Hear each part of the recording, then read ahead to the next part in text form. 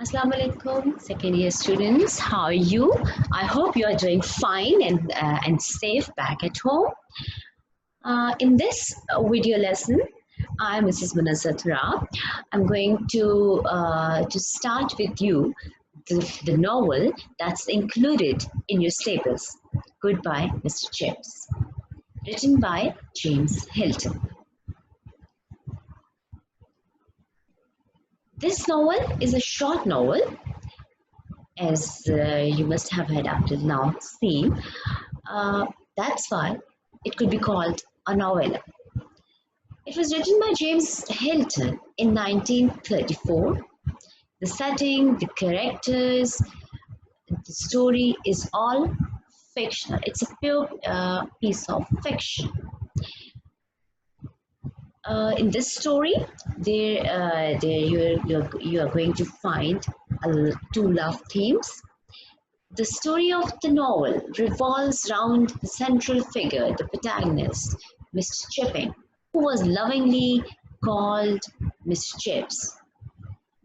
The story brings not only a smile on the faces of the readers, but also saddens them because of the loneliness and because of the death of Mr. Chips. Here's the brief overview of the novel, which I have written for you on this slide. The novel, The Old Man and the Sea, depicts the story of a schoolmaster, Mr. Chipping, who had joined Brookfield after serving a year at Mulberry School. Mr. Chips, who was a university graduate, was a teacher of classic languages, Greek and Latin. He was an orthodox person and he had been ambitious in his youth, like any other young man, to become the head or at least senior master of a renowned first rank school. But he was assigned to serve at a second-rate school, and it was his destiny to win prestige over there. His personal life was not known to the people at his workplace. He married to a young lady, Catherine Bridges, who had died only a year after their happy love marriage. He had no children, but he kept his students near his heart like a father. That's why at the end of the novel, when the death of Mr. Chips, in which the death of Mr. Chips had been depicted, Mr. Chips, in his trance, told the people present in his room that he had many children, all the students who had been under his, whom he had taught were his students. Now, as the novel begins, we find Mr. Chips living as a paying guest in the house of Mrs. Wickett. He is quite old, and while living over there, he recalls his past, apart from pursuing his after-retirement engagement. Chapter number 1. Now, chapter number 1 is basically the introduction of the novel. It introduces the main character of the novel, that is Mr. Chips. The novel also details the early or highlights the early life of Mr. Chips. Here in this novel, in this chapter, we are introduced to the legendary principal, the legendary headmaster of the school, Brookfield. Then this chapter also highlights or describes the first class that Mr. Chips took at Brookfield, in which he had punished Foley, his student. The characters which are introduced in this chapter are, number first is Miss Chipping, that is Miss Chips. Then Mrs. Wickett. Mrs. Wickett is the landlady of the house in which Mr. Chips was right now living as the novel begins as a paying guest. Dr. Marivelle is a physician of Mr. Chips who used to visit Chips every fortnight.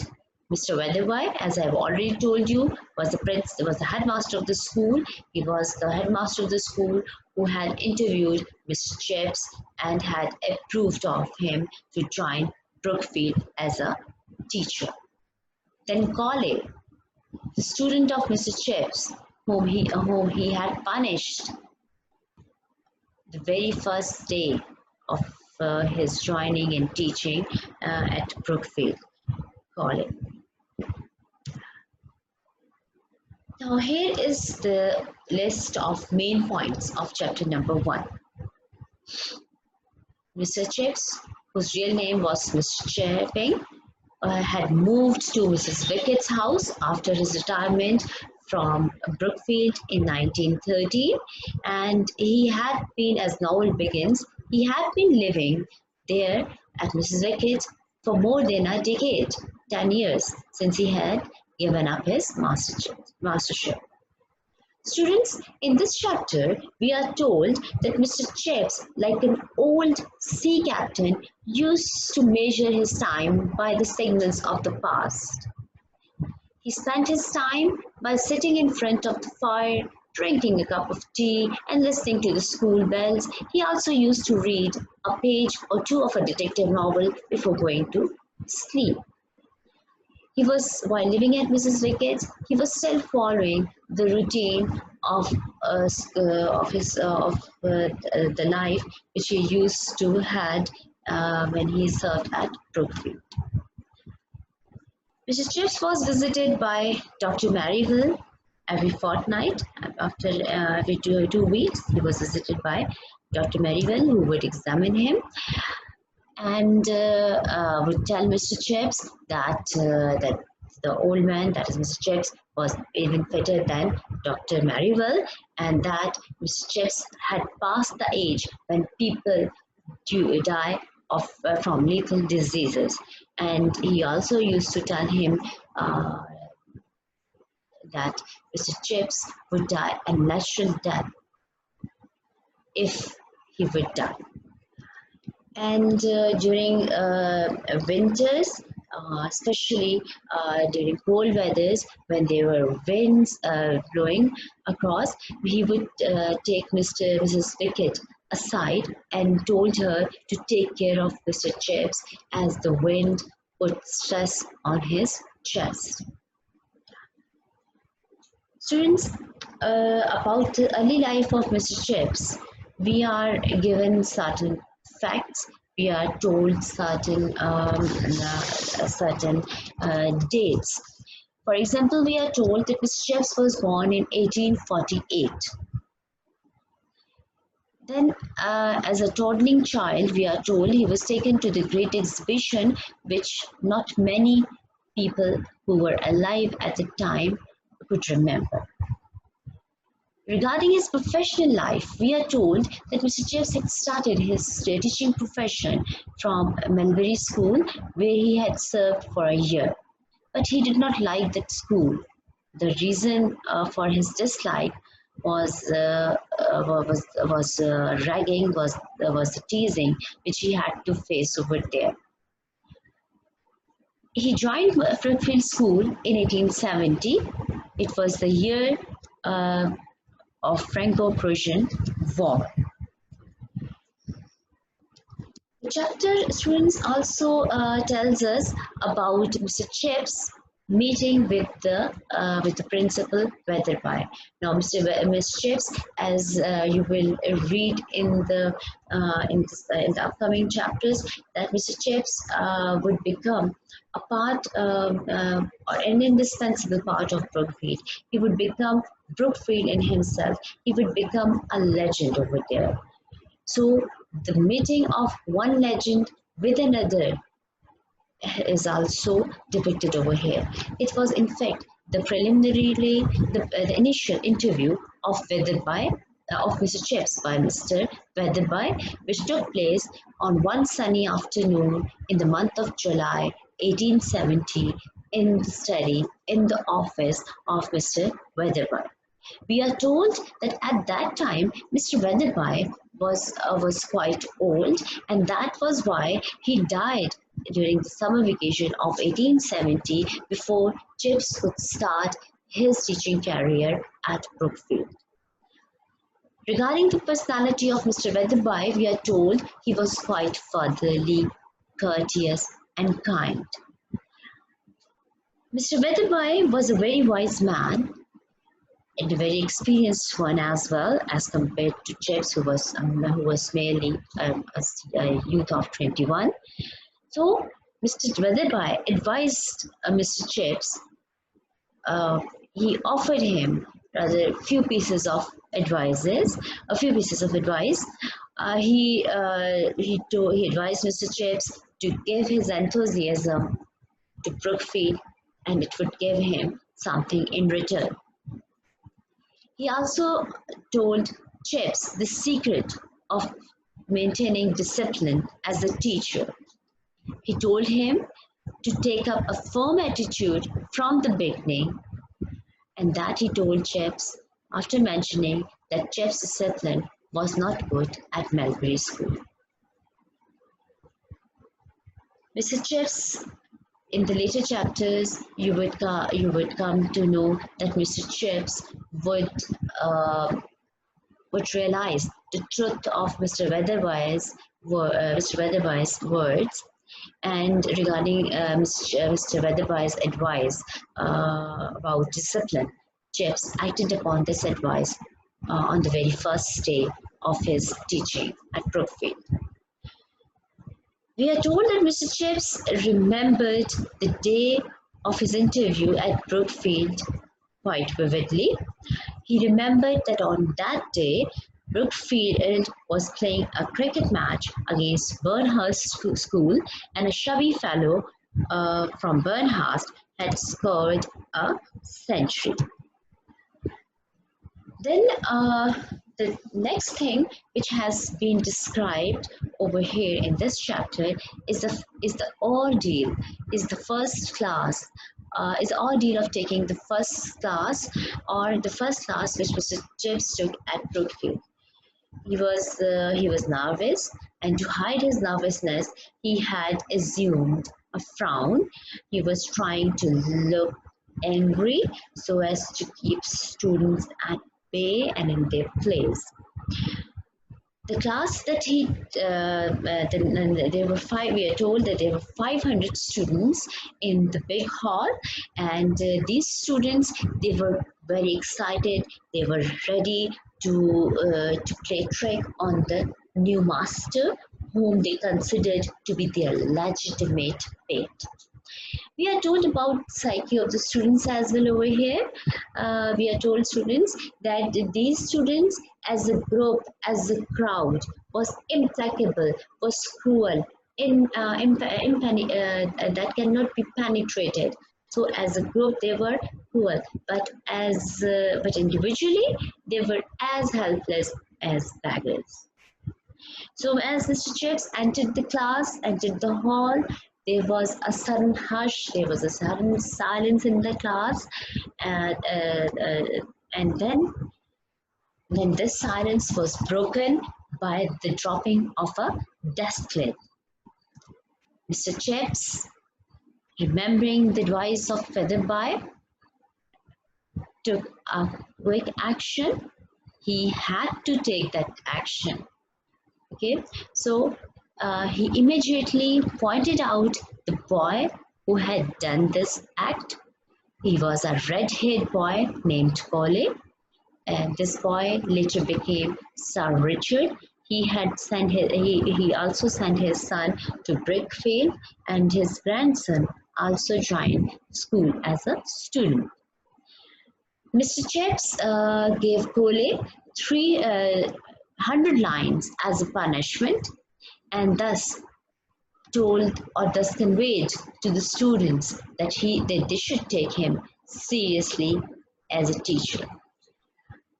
We are also told that an interesting fact, and that is Mr. Chips taught 3 generations of Colleys, And he told to the third Kole that his grandfather was a stupid fellow who could not understand ablative absolute. His father was no better, and he, the third one, was the biggest fool of the lot. However, Mr. Chips, such remarks were not taken as a slur by his students because they respected him a lot, because they knew that he loved them, he regarded them. And regarded them.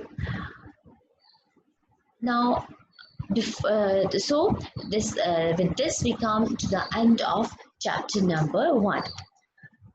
Now, I would like you to open your books and go through the chapter and underline the difficult words. There are many words which are, I know and I hope, which are new for you. So it's better if you take your book out. The first word which most of the students find difficult is it is a phrase, and it is getting on in years. This means to become old. Then second word, second phrase is call over. Call over, you all are familiar with it. It is roll call. Then there is another word, jerky. Jerky means uneven, and it is not smooth.